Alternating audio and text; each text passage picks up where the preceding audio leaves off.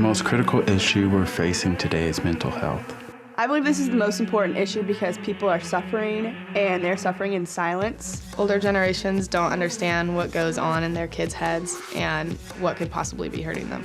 It's stigmatized and it's not well understood. The pressures of social media and the isolation that comes with that. I think the struggle to be perfect and the struggle to do everything well and succeed. I think there's a lot of pressure, especially from where we live and the schools that we go to do the best you can and be the best that you can be, which is great, but a lot of times it piles up and students can't handle all of that. Older generations tend to see mental health as just this stigma that teenagers and millennials have kind of come up with. The most critical issue we're facing today is mental health. The most critical issue is mental health. Mental health. Mental health. Mental health. Mental health.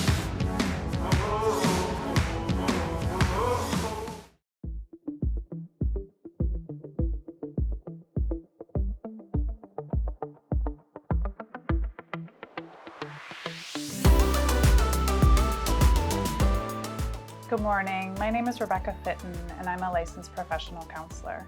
Hi, I'm Jana Opperly, and I am a faculty member in the College of Education at MSU. I'm also a licensed psychologist.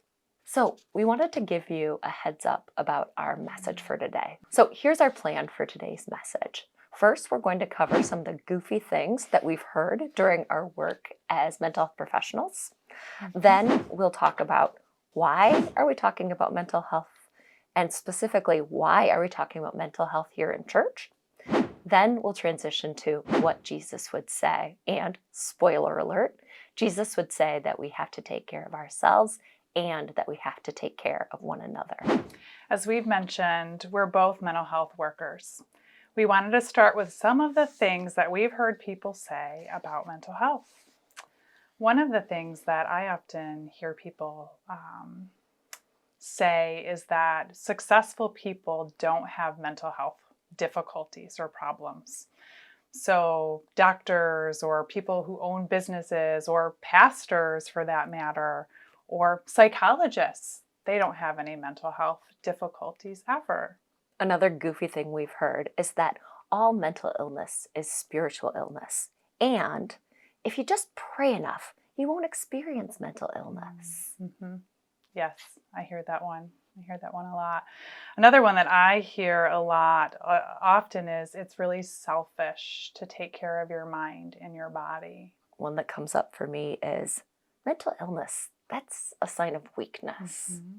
Kind of along with that is that seeking help is also a sign of weakness. So often even by the time I see people in my office, they have been fighting through a lot of these things that they think about mental health just to even walk through the door to sit and to talk about some of these things. Yes, so during our message, we want you to keep listening because we'll address these statements and these ideas during our time together. So we'd like to throw you a discussion question. Have you heard any of these statements? Where have you seen these ideas show up?